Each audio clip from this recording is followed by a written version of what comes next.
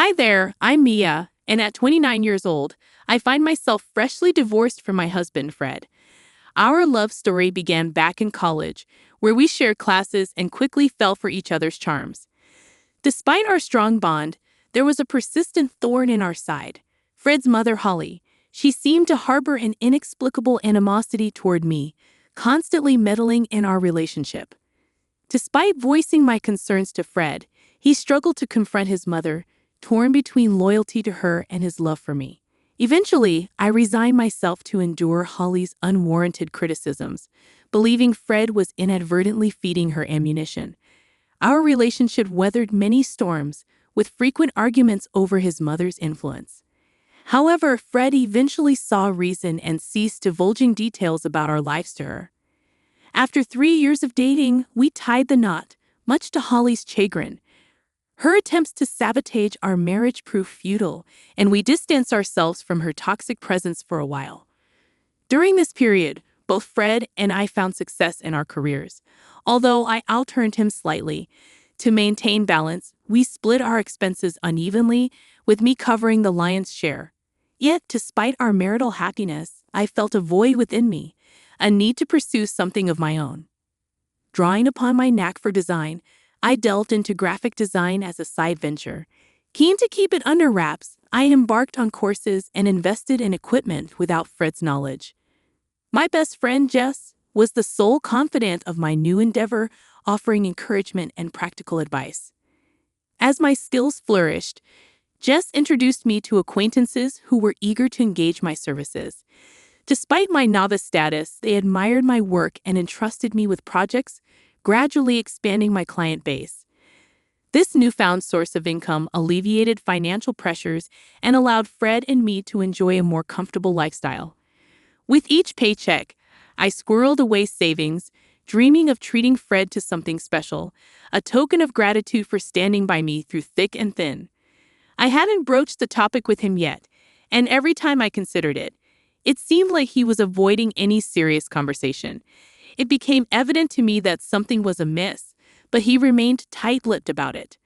The first inkling I had of trouble was when Fred confessed to me that he had exhausted his entire paycheck on investments just a week after receiving it. We had a heated disagreement about it, but we managed to patch things up for the time being.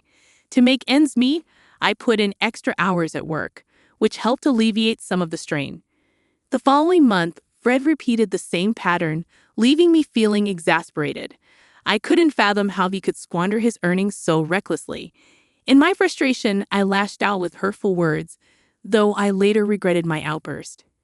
However, when the same scenario repeated itself for the third consecutive month, I reached my breaking point. I have become more cautious with my finances, working tirelessly not just at my day job, but also with my burgeoning graphic design side business, which was increasingly becoming our primary source of income. When Fred once again found himself strapped for cash, I was fed up. How could you let this happen again? Have you learned nothing? I admonished him. Despite his attempts to justify his actions, I refused to shoulder the burden of his financial irresponsibility any longer.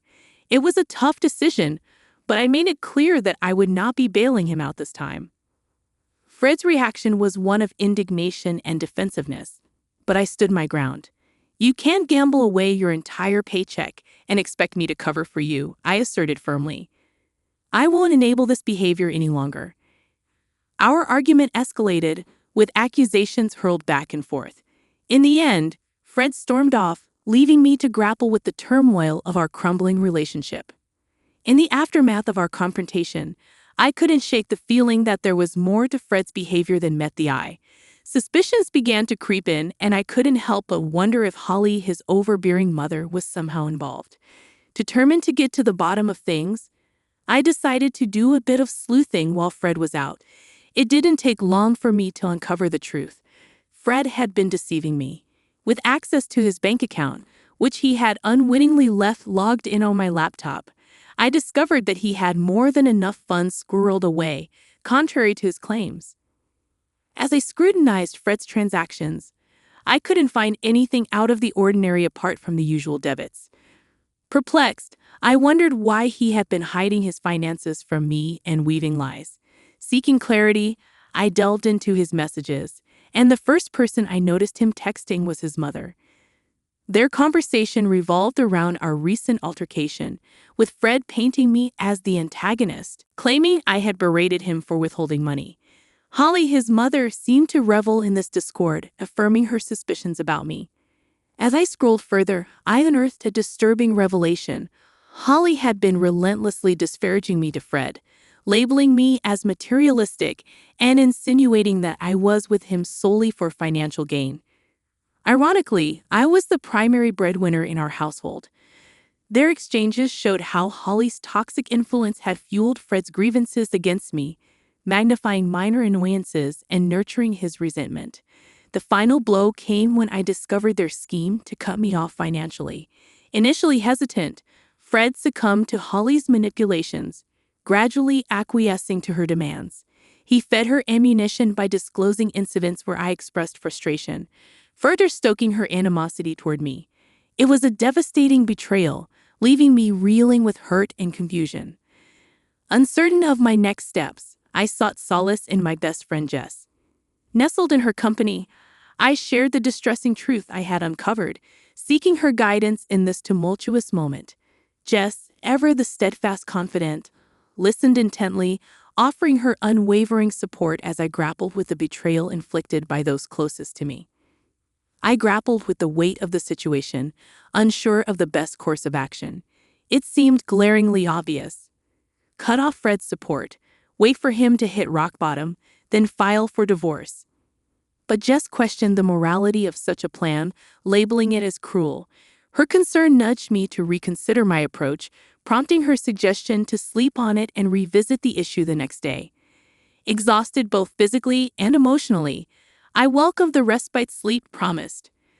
The following morning, with the luxury of a weekend ahead, Jess and I sought solace in the familiarity of a favorite movie, drifting off to sleep in each other's company.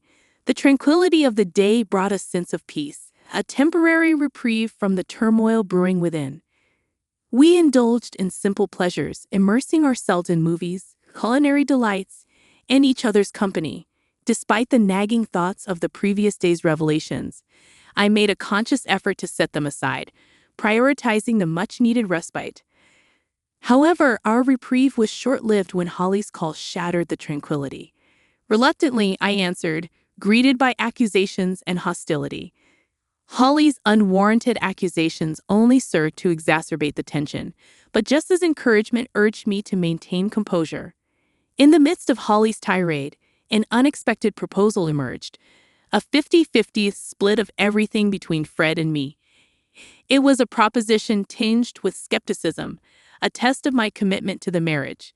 Despite the audacity of her demand, I agreed, willing to entertain any possibility of salvaging what remained of our relationship. With tentative acceptance, plans were set in motion, culminating in a meeting scheduled for Tuesday to formalize the arrangement. Though uncertainty lingered, I resolved to confront the challenge head-on, armed with newfound determination to navigate the tumultuous waters ahead. I was stunned by the turn my marriage had taken, torn between disbelief and seething anger. How dare Holly brand me a gold digger, and how could Fred stand by and allow such an accusation? I had stood by him through thick and thin, supporting his endeavors even when they led to losses. I'd covered for him when he lied, shouldered the burden of our shared responsibilities, all while concealing my own side hustle, waiting for the right moment to reveal it to him. Sharing the details with Jess, her smile hinted at the brilliance of Holly's scheme. Splitting everything evenly would leave Fred with little to fall back on, given his lack of awareness about my additional income. I had hoped to surprise him with a lavish gift once my side venture gained traction, but now I was grateful to have it as a safety net. Tuesday arrived swiftly, and Jess accompanied me as support. Arriving home, we found Holly, Fred, and a lawyer already there, finalizing the contract. Ignoring Fred's silent plea for privacy, I approached Holly, demanding to review the terms. As expected, the agreement mandated equal division of assets, with a clause prohibiting financial assistance between us. Reluctantly, I signed, knowing it would leave Fred scrambling financially. Predictably, problems ensued. Initially, we exchanged only terse words, our rift too deep to bridge. Yet living under the same roof necessitated some communication. Fred attempted to breach the divide, but I remained aloof, resentful of his complacency. Eventually, tired of his persistent attempts, I relented. "Will you please just talk to me? We can't keep going on like this," Fred pleaded. His admission of missing our connection stung, juxtaposed against his willingness to sign away our financial unity. "What do you want me to say, Fred?" I retorted, my frustration palpable. "Is that why you agreed to sever our finances completely?" Fred's silence spoke volumes, laying bare the chasm between us. As we stood at the precipice of our shattered marriage, I grappled with the weight of our choices, uncertain if reconciliation was even possible. "I just needed to know where your loyalty lies, Mia. Despite all the issues caused by your mother, you still choose to side with her. Is this truly what you believe is best for us?" "Please, Fred, don't speak ill of my mother like that. And what wealth do you possess that you're so concerned about? I don't understand. I'm simply trying to make things right between us. Can we not lash out at each other? There will be no reconciliation until that contract is null and void. It's only been 2 weeks since we signed it, and I've seen no evidence to suggest you're not here for the money. If you're struggling financially, just let me know. I'm willing to help. Wouldn't that be a breach of the contract? I won't risk violating it. Why are you making this so difficult? Can't we just be civil?" I could see Fred grappling with conflicting influences, your mother's and his own. The Fred I married wouldn't have succumbed to such manipulation. That month, I diligently paid off our major debts, leaving Fred in a bind. With my share settled, I had more disposable income. Jess and I indulged in lavish outings, while Fred always had an excuse for his financial constraints. My graphic design side gig thrived, leading me to consider quitting my day job. Meanwhile, Fred struggled, his portion of the pantry often bare. While part of me empathized, I reminded myself he brought this upon himself. Holly's unexpected visit left me uneasy. Accusing me of stealing from Fred, she threatened to involve the police. Confused and defensive, I demanded an explanation. "You're accusing me of seeking revenge on Fred because I don't like the contract he made us sign. Please, your son has been struggling all month, but it's not because I've stolen his money to fund my outings to fancy places. He has no money to steal, and you know it. And let's not forget who actually coerced us into signing that contract in the first place. You forced it upon us, and now your son is paying the price." "Liar. I'm calling the police right now." "Go ahead. I haven't taken a single cent from your son." "Then how do you have so much money? Your job doesn't pay that much more than Fred's, and he's told me you've cut back your hours." "I have another business on the side, a graphic design venture that I plan to surprise Fred with. But thanks to your meddling, that plan went down the drain. I was even going to use the money to buy you a car." "How much do you make from it?" "More than you think, you see. I didn't lie. I was trying to do something good, and then you ruined it. If you care so much about your son, maybe you should be the one supporting him." With that, I handed the divorce papers to Fred. I had filed for divorce right after we signed the contract, holding on to them until the right moment. Fred's shock was palpable, but I felt no sympathy. Holly's satisfaction should have been evident, considering it was what she had been pushing for. Instead, she looked furious now that she understood the consequences for Fred. I informed them I would be moving out in 3 weeks, agreeing only to continue splitting the remaining loan payments. Fred tried to plead with me, but I remained resolute, reminding him that this was the consequence of his actions. In the following months, I found liberation from the toxic relationship. Holly contested the divorce, but with our assets legally separated, there was little for Fred to gain. In fact, he ended up losing more, unable to keep up with the mortgage expenses on the house we sold. He moved back in with his mother. Meanwhile, my business flourished, and I gained lucrative opportunities with big brands.